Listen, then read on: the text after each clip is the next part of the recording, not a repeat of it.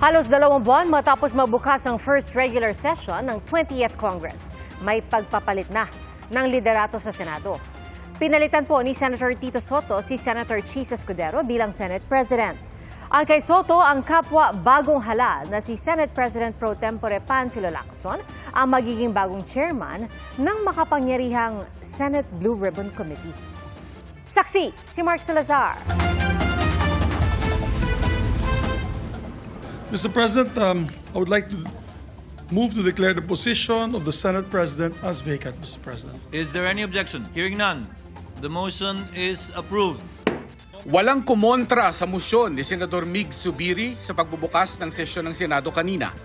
Ang pagbakante sa pwesto ng Senate President na uwi sa nominasyon kay Senador Tito Soto para palitan si Senate President Chis Escudero. Walang lumaban kay Soto na umaga pa lang ay matunog na may sapat na bilang para maging leader ng Senado. Ayon sa isang source, kabilang sa mga sumuporta kay Soto sina Senador Ping Lacson, Risa Ontiveros, Bam Aquino, Loren Legarda, Kiko Pangilinan, Mark at Camille Villar, Pia Cayetano, Erwin at Rafi Tulfo, Mig Zubiri, Win Gatchalian, Lito Lapid at JV Ejercito. Sa kanyang talumpati matapos may luklok na Senate President, nagpasalamat si Soto sa mga kasama. Tiniyak niyang magiging cooperative ang Senado pero independyente sa gitna ng mga hinaharap nilang hamon. Our people are enraged of corruption. Corruption that is now seen, heard, and felt by the Filipinos more than ever. The failed flood control projects that's supposed to protect the lives, livelihood, and properties of our countrymen, the dilapidated classrooms for our students, and the lack of quality farm-to-market roads to aid our farmers, all are engulfed in corruption, hindering the progress of the nation as a whole. Nagpasalamat naman si Escudero sa lahat ng mga kasamang senador na nakatuwang niya mula 19th Congress lalo sa pagpapasa ng mahahalagang batas na pinapakinabangan ng mga Pilipino. During my tenure, Mr. President, the Senate did not shy away from confronting the difficult questions facing our nation. We passed a record number of laws that helped uplift the lives of our countrymen. We conducted hearings that unearthed corruption on a scale rarely seen before. And in doing so, we remind the public that accountability is not a mere empty rhetoric, but a duty that we must uphold. Ayon kay Soto, ilang linggong pinag-usapan at ginapang bagong nabuo ang 15 senador na nagpatalsik kay Escudero. Hindi niya na ikinuwento ang detalye ng negosasyon. Hindi naman kasi ako nagsimula eh.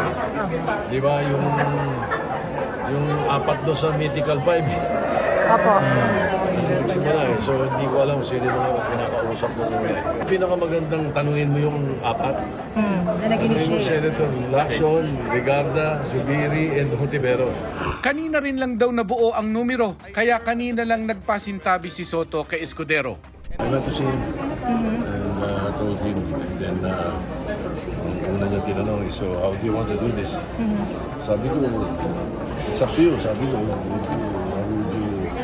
how would you prefer to do it? Sabi niya, let's do it by acclamation and declare the position of Senate President vacant. Sabi ni Senador JV Ejercito, isa siya sa mga huling kinausap para imbitahan sa bagong mayorya. May mga nag-usap din kami ng mga kasama natin. In particular kami ni Sen. Sherwin, nag-usap kami kagabi kung anong gagawin namin. Kasi may mga kumausap din naman sa amin na we cannot reveal na. Kaninang umaga lang siya umuo at pumirma para kay Soto. Ang Senate President Pro Tempore Escudero na si Senador Jinggoy Estrada, kanina rin lang daw umaga nakabalita habang nasa Blue Ribbon Committee hearing na ikukudita na pala sila sa hapon. I was dumbfounded. Kanina lang. How were you informed? Well, I talked to SP Cheese, what's happening, because I've read in social media na may mga rigudon nga mangyayari sa Senate. So, I was surprised. But it happens. Wala tayong magagawa. They have the numbers, so congratulations. Sa tinaguriang Duterte Block naman, si Senadora Amy Marcos ang nagsabing hindi sila isinama sa usapan. Nagpirmahan daw. Pero wala namang binigay sa akin, nagtitignan, wala namang kumausap, wala namang nagkumbinse. Parang nalito nga kami ni Nabato, nalito rin kami ni Nabongo. Ano ba nangyayari? Pati si Senator Robin, patakbo yata kay SP Cheese. Nagkakalituhan bakit yung Duterte Block na out kami. Wala pang umaamin ng dahilan kung bakit pinatalsik si Escudero bagamat nahahagingan ng usapin ng flood control scandal na kumakabit kay Escudero at dating Majority Leader Joel Villanueva. Siguro nasobrahan na yung siraan ng both houses no? It has affected the institutions already. Ako naman, I think yung mga issues kay Sen. Cheese, kay Sen. Joel, it's part of the demolition job. But it's already affecting the Senate and we have to save that institution. Maraming mga hinaharap yung leadership namin.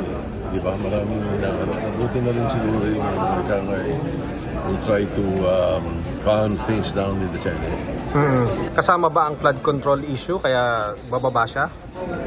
Hindi naman siguro. Ito'y talagang a few weeks back pinag-uusapan na rin ng mga kasama natin. Si Senador Ping Lacson ang inihalal na bagong Senate President pro tempore habang si Senador Mig Zubiri ang bagong Senate Majority Leader. Para sa GMA Integrated News, Mark Salazar, ang inyong saksi. Mga kapuso, maging una sa saksi. Mag-subscribe sa GMA Integrated News sa YouTube para sa iba't ibang balita.